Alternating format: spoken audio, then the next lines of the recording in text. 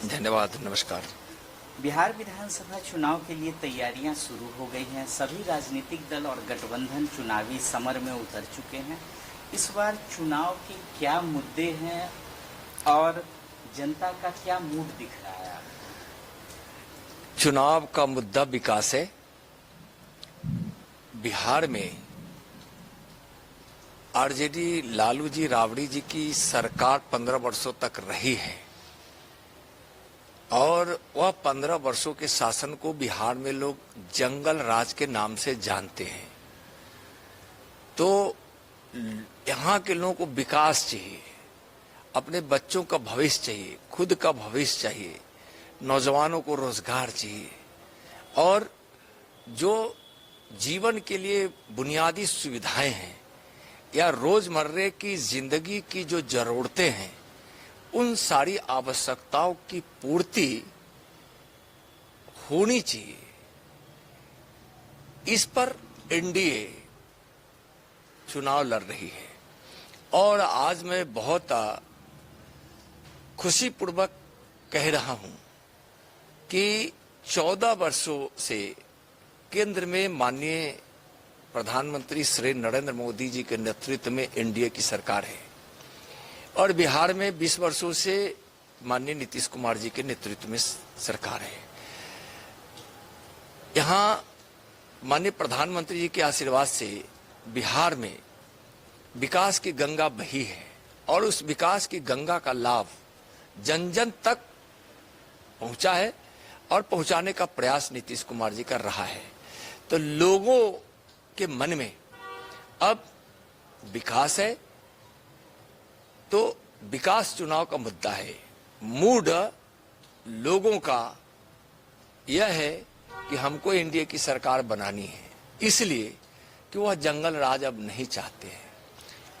यहां सामूहिक नरसंहार से तड़पते हुए बिहार को लोगों ने देखा है, जाति उन्माद देखा है, वर्ग संघर्ष देखा है, तुष्टीकरण देखा है, टूटी हुई सड़कें देखी है, बेहाल अस्पताल देखा है, अपहरण होते हुए बच्चों को देखा है, यहाँ माँ बहनों के साथ सामूहिक बलात्कार देखा है।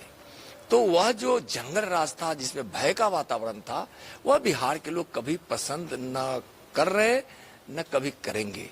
इसलिए माहौल एनडीए के पक्ष में है।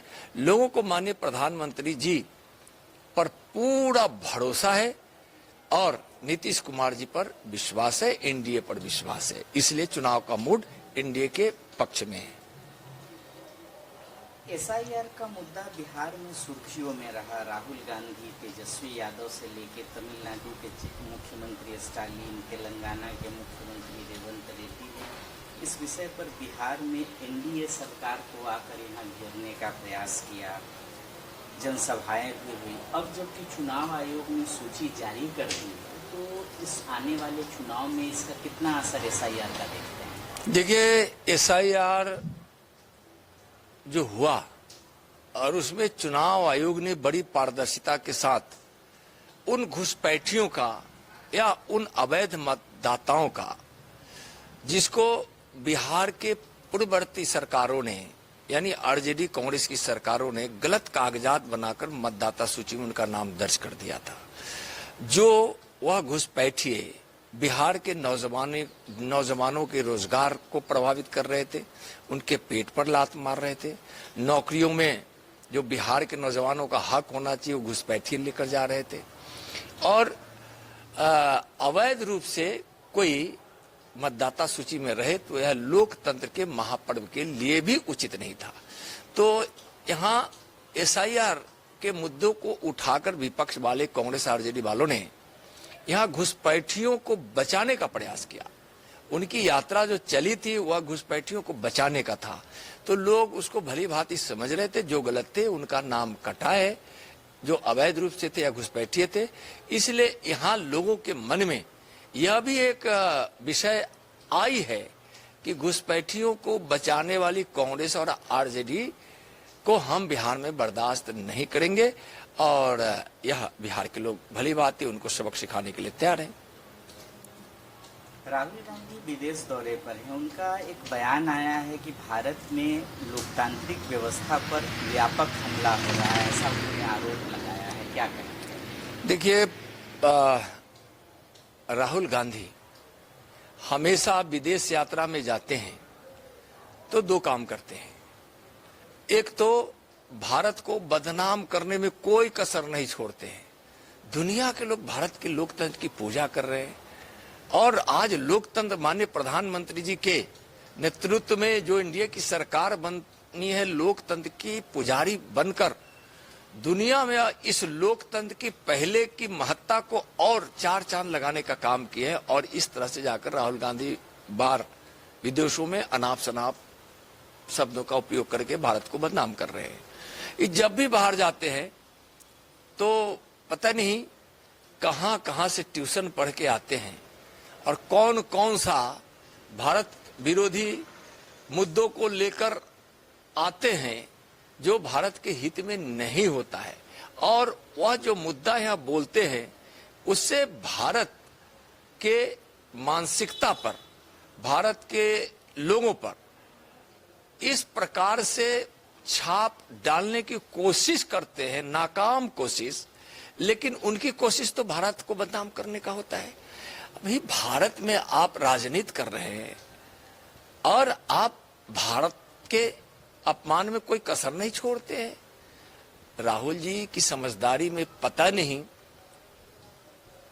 कैसी कैसी बातें आती है जो भारत और भारतीयों को अपमानित करने में हमेशा उनकी कोशिश होती है।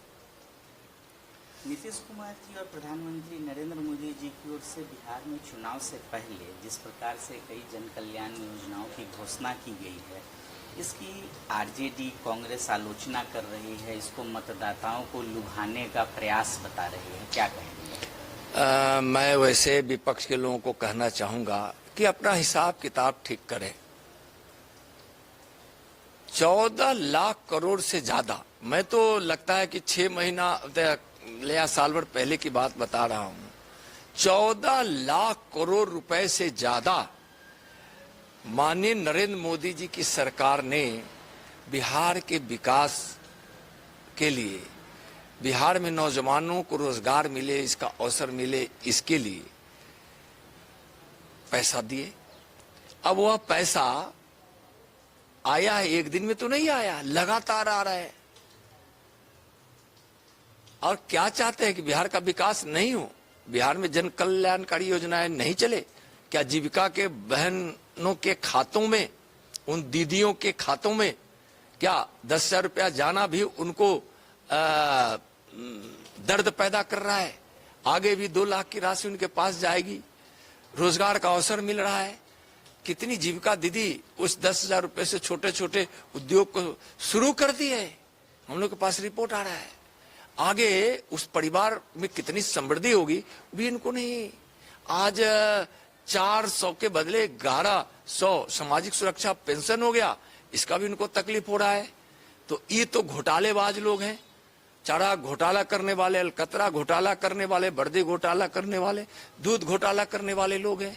तो इनको गरीबों का कल्याण, लोगों का कल्याण, युवाओं को रोजगार से इनको मतलब नहीं है, मजदूरों के कल्याण से मतलब नहीं है, किसानों की खुशी इनको नहीं चाहिए, माँ बहनों की खुशी इनको नहीं चाहिए। सिर्फ ये लोग अपने परिवार की खुशी के लिए काम करते हैं, वही परिवार की इनकी खुशी चाहिए। ऐसे लोगों को जनता समय आ गई है, सबक सिखाएगी।